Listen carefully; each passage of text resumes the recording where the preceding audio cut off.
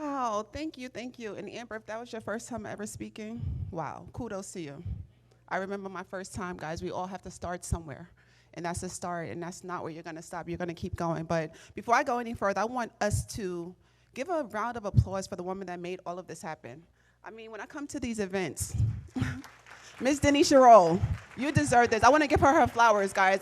We didn't introduce her. I just feel like she needs to know how much you are appreciated. Just looking at this, knowing that you do this annually, what it takes to actually put this together. We show up and sit down, and that's it. But what you do months and months prior, we all appreciate that. So thank you. So as Denisha said, for those of who you don't know me, my name is Theresa Bowe. I am the wife of former Kansas City Chief player Bowe. We met in 2007. And I want to talk about how we met because I feel like it's super important. I'm a realtor. I was a realtor in college, got my license, and I got a lead. The lead was Bowe, who just got drafted from LSU. And I was like, what? Okay. I was excited, started sending the listings, and the day came. He came to town. I pulled up in my S500, ready, dressed, cute. I'm about to get this sale. So when I hopped out the car, this is my first time realizing that men are just as impressed when they see a successful woman. Like, ladies, we have to admit, when we see that fine guy pull up in that nice car, we looking like, who that? That's what they did to me. All of the friends that was with them was like, who is this girl? So I did not sell him a house. We did establish a business relationship, but he quickly learned that I was that woman in Kansas City. I owned a liquor store, a car wash, a hair company. I was born and raised in New York. I came to Kansas City on survival. I was like, I have to make this work. I watched my mom raise me having nothing. So once he realized the success, he wanted to be more than just friends. I met his grandmother who raised him. And I walked into that house nervous because this woman is like a strong, powerful woman. I was like, oh my God, I heard she doesn't like any of the girls he bring around. I heard the stories. I was nervous. My knees were shaking. I'm like, hello? She was like, okay, so what do you have going on? And I'm like, oh, a lot of things. So fast forward, she loved me. She got to see how authentic I was. She got to see that I added value to the relationship. When I met the financial advisors, it was just so amazing to know that when I walked into this relationship, I walked in as an asset, not a liability, and I got a different level of respect. So I'm saying this to encourage you, young ladies who are here, to know that we gotta show up as more than just a pretty face. We have to bring more to the table. And as Crystal spoke about yesterday about that beautiful bouquet, when she said that, I was like, oh, because that's me. And I'm proud to admit that. You know, I know she didn't say it in a condescending way, but I was like, a lot of us do cover up the hurt, the pain, and we are not authentic. I do cover up the hurt and the pain, and I walk into a room and I own it, and I want to look beautiful, and I want to show up. I don't want to be that person that stay in the bed. I walked into my relationship damaged. No one knew it. It wasn't until 2019 that I owned my story. I was like, this is my reality, and this is where I am, and I have to live it. I have to understand why I'm damaged. I had kids now. I'm from New York, as I said, and the education system in New York literally was teaching us how to avoid being caught in a fire. Stop, drop, and roll. All of these programs, the firefighters coming in, they educated us on fire safety. There's 90,000 victims every year that's reported as burn victims. It was important in New York. It was overpopulated. They wanted to make sure we were okay. But behind those walls were little kids like me. We weren't trapped by the fires that they were protecting us from. We was trapped by predators in our home. And every time I talk about this, it never gets easy. I was that little girl. There's little kids at home being abused physically, neglected, starved. But it was me that had that mom that was single, looking for love. She found that boyfriend. She needed some financial help, and she let him in. So as she worked all day long, we're at home with this boyfriend. And he started out so amazing. He would come give us money. Don't tell your mom, you know, you've been a great kid. Take this money, you know, go do what you're gonna do. Don't tell your mom. We're like, okay, good, we got $5, we run into the store. Next thing you know, he knows our parents, you know, my mom didn't want us to have candy. He'll come with some Skittles and Snickers, like, oh, here, take this, don't tell your mom. And we're like, yes, candy, mom don't know, we're eating the candy. And what I did not know was that's the part that starts child abuse. It's called grooming. He was grooming us. I didn't know it. I'm like, okay, I know it now. I didn't know it then. He groomed me to trust him and to keep a secret. Those two things allowed me, when he grabbed my hand and asked me to touch him, to not say anything and to keep a secret. So I was 12 years old at the time, and I literally went through this whole entire process. I finally told my mom, and she didn't believe me. Oh, no, he was just playing with you. He didn't mean that. He didn't do that. I'm like, wait a minute, Mom. He had me touch his private part. Oh, no, I think, I'm like, okay. So once your mom or the person that you love don't believe you, it changes everything. I went through life with this secret. I'm like, if my mom doesn't believe me, no one's going to believe me. But the thing is, no one educated me. And I'm pretty sure there's a lot of you in your seat that was not educated as a child. I know there's a lot of us that have kids here that don't educate our children. We don't know how. We're embarrassed. It's something that is always brushed under the rug. But had one person spoke to me about what to do if I faced a predator in my life, I wouldn't be here telling this story.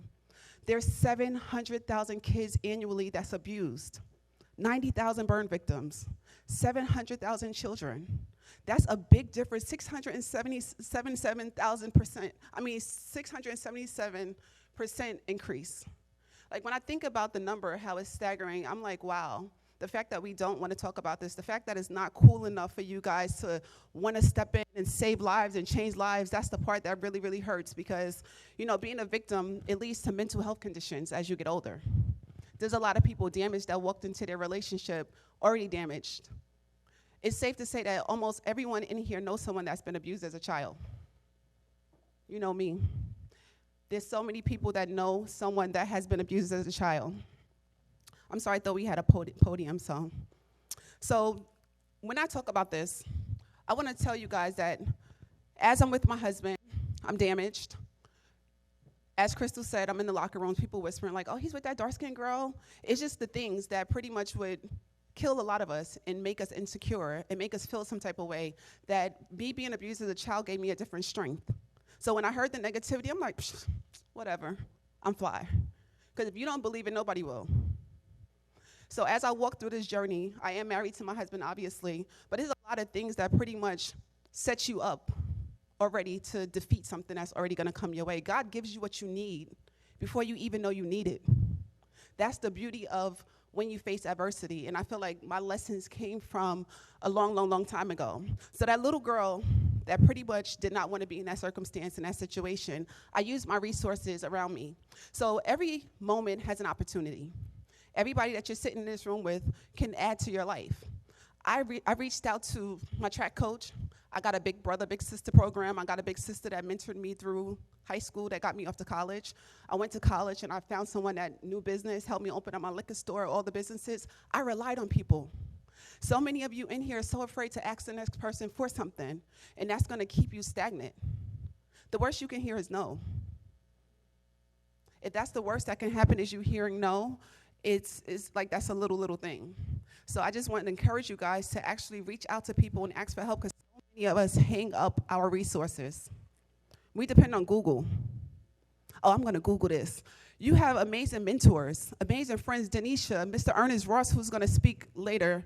I just met him, I'm going to say almost 2 years ago, and he's become a mentor to me. And it's just like as you go through phases in life, you have to connect with people in order to grow. It's a must. So once you accept your story, accept your reality, once you realize this is where I am, you may not like it, but you could do something about it. You guys have to do something about where you are, what you're doing if you do not like it. When you meet somebody and something bad happens to you, that's not your fault. But if you stay there and you keep enduring it and you don't change, that's your fault. You have a choice. We all have a choice. So when I look at child abuse, when I look at being the black girl, the dark-skinned girl that don't deserve the NFL player, when I look at all of these obstacles, I could have let it defeat me. I didn't. And you guys don't have to do that either. So I just want you guys to understand how important it is to talk to your children. I mean, each of us sitting here, had we had somebody talk to us at a young age and tell you what a good secret is, what a bad secret is, to tell you the inappropriate parts of your body that no one has permission to touch, to tell you that if someone does not believe you, to keep telling. I had teachers. I had neighbors. I had so many people that I could have kept telling, but you know what? No one educated me. Guys, I am encouraging you to educate your children. If you have not spoken to your children, a niece, a nephew, a cousin, you have to bring awareness. That's the only thing that's going to change the statistics of the future is education and awareness. So I did write a book. It's called My Mommy's Boyfriend. The book is amazing. You guys, if you DM me, my Instagram is @TheRealTheresaBowe. Just send me your address. I will send you a copy for free. I didn't bring any today, but I will send you guys a free copy. And this is a part of me spreading awareness. And it's your job to educate. Okay? So I really thank you guys for allowing me this platform just to sit here and talk about something, like I said, that's not celebrated. And when I tell you it's so amazing, because I'll ask my friends to post, like, can you post this about an event? April is National Child Abuse Month. They're like, I'm like, really? So people don't like this subject because it's not cool. But what's cool is each of you sitting in a chair, that the trajectory of where we were going or where we are going could have been changed if somebody was bold enough to stand here and talk about something. We need to celebrate this subject. We need to celebrate the fact that we can change our lives. Do you guys have kids in here? If y'all have kids, clap. Everybody. No, it's amazing. And if you don't have kids, potentially you will. If you don't, it's okay. But we can change where our kids are going if we just open up our mouths. Do not be afraid. Talk to your kids. Let them know. I cannot overemphasize this. Talk to them about if somebody touches them inappropriately. I mean, it starts in our household, cops and robbers with our cousins. We get introduced to inappropriate touch. Let's play house. Inappropriate touches. It's so many things, guys, that we got to open up our eyes to. We got to open up our mouths. We got to talk about it. We have to celebrate this subject. I'm not saying, like, throw a party about it, but I'm saying talk to your children. That car ride home. Get them off the video game sometimes and have a real conversation with our children. That's a feat in my household, but I know that we can do it because I make sure I grab my son from the computer and I'm like, listen, let's talk. Let's take a ride. It's important. So as my high school, my elementary school, my junior high school chose fire safety as a topic that they wanted to educate me on.